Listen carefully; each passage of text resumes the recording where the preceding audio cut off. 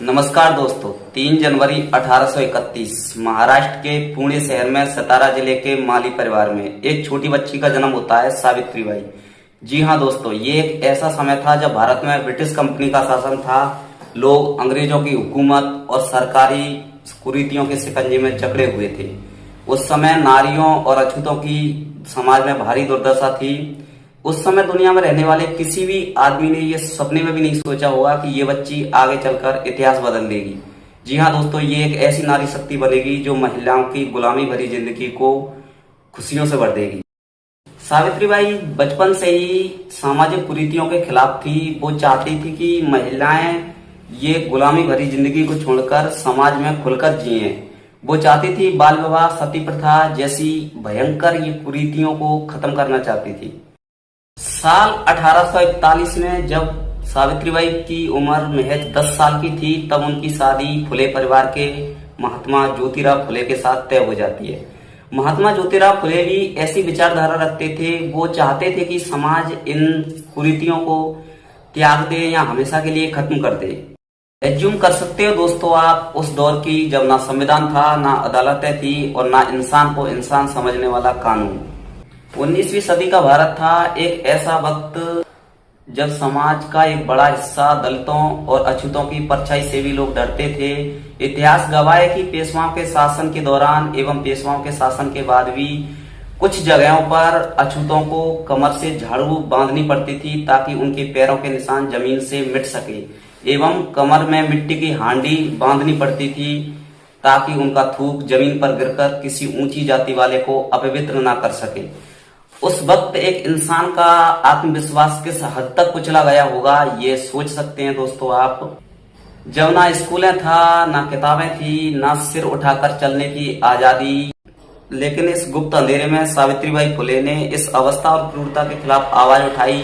आज से करीब 177 साल पहले, जब ईंट पत्थर भी नहीं मिलते थे, तब सावित्रीबाई फुले ने देश का पहला महिला विद्यालय खोला। एक महिला प्रिंसिपल को उस समय स्कूल चलाने में कितनी दिक्कतें और परेशानियों का सामना करना पड़ा होगा, ये आज की पीढ़ी शायद कभी नहीं समझेगी।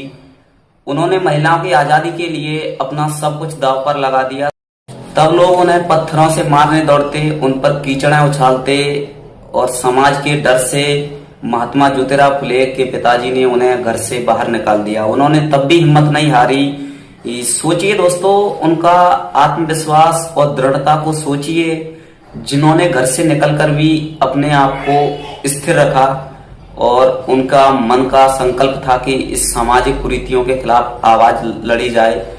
उस एक अकेली औरत ने बिना किसी सिस्टम के औरतों को शिक्षा दी, किसानों पर अत्याचार के खिलाफ आवाज उठाई और सती प्रथा जैसी कुरीतियों का विरोध करके विधवाओं को उनका सम्मान लौटाया। उनके पास क्या था? सिर्फ एक विचार और एक लोहे जैसा जिगर जो समाज की कुरीतियों को जड़ से खत्म कर दे। 78 साल की आजादी के बाद भी हमारी सरकारें स्कूलों को वो दर्जा नहीं दे पाई जो महात्मा ज्योतिराव फुले एवं सावित्रीबाई फुले ने बिना छत के स्कूल में दे दिया था। आज हमारे पास दुनिया का सबसे बड़ा लिखित संविधान है, चुनी हुई सरकार है, अरबों खरबों का शिक्षा बजट है, कानून है, इंटरनेट है, मीडिया है, लेकिन शर्म की बात, इतना सब कुछ होते हुए भी आज भी हम जाति, धर्म और अंधविश्वास के कॉलम से बाहर नहीं निकल पा रहे हैं। सोचिए दोस्तों, जब वो बिना किसी अधिकार के और बिना किसी सिस्टम के इतना बड़ा बदलाव ला सकते हैं, तो हमारे पास सब कुछ होकर भी हम लाचार क्यों हैं? शायद इसलिए कि हमारे पास सुविधाएं तो बहुत हैं, लेकिन महात्मा ज्योतिराव फुले एवं माता सावित्रीबाई फुले जैसे विचार एवं रीढ़ की हड्डी नहीं है। आज सरकार के सामने बाबा साहब की किताब शायद कमजोर पड़ने लगी है, लेकिन साथियों, हम भी जानते हैं कि संविधान कभी भी कमजोर नहीं हो सकता। उसे चलाने वाले बेईमान या कमजोर जरूर हो सकते हैं। आज का युवा को संविधान से ज्यादा समाधान चाहिए, लेकिन सोचिए दोस्तों, वो संविधान जिस समय लिखा गया था, आप सोचिए इतनी कम सुविधाओं के होते हुए भी इतने आगे की सोच लिखी जा सकती है, तो वो भी झूठा नहीं हो सकता। और सरकारें सिस्टमों से हमेशा सवाल पूछते रहिए दोस्तों। एक पीढ़ी का पाखंड दूसरी पीढ़ी के लिए परंपरा, तीसरी पीढ़ी के लिए संस्कृति और चौथी पीढ़ी के लिए धर्म बन जाता है। इसलिए दोस्तों, अंधविश्वास और पाखंड से दूर रहिए। 3 जनवरी 2026 माता सावित्रीबाई फुले की जयंती है, तो दोस्तों सिर्फ उनकी फोटो पर फूल मत चढ़ाइए, बल्कि सरकार और सिस्टम से सवाल पूछिए और अपने आप से भी, क्योंकि बदलाव सत्ता से नहीं बल्कि सत्य शोधक समाज अर्थात सत्य खोजने वाले से आएगा। 10 मार्च 1897 को लगभग 66 साल की उम्र के बाद एक प्लेग बीमारी के कारण माता सावित्रीबाई फुले का निधन हो जाता है। दोस्तों देखिए, उस स्त्री का निधन भी तब होता है जब वो प्लेग बीमारी से ग्रसित लोगों की सहायता करने में लग जाती है, और प्लेग एक छुआछूत की बीमारी थी, इसलिए उसकी जकड़ में माता सावित्रीबाई फुले भी आ गई और उनका निधन हो जाता है। प्यारे साथियों नमस्कार। 3 जनवरी 2026 को माता सावित्रीबाई फुले की जयंती पर उनको मेरा सत सत नमन।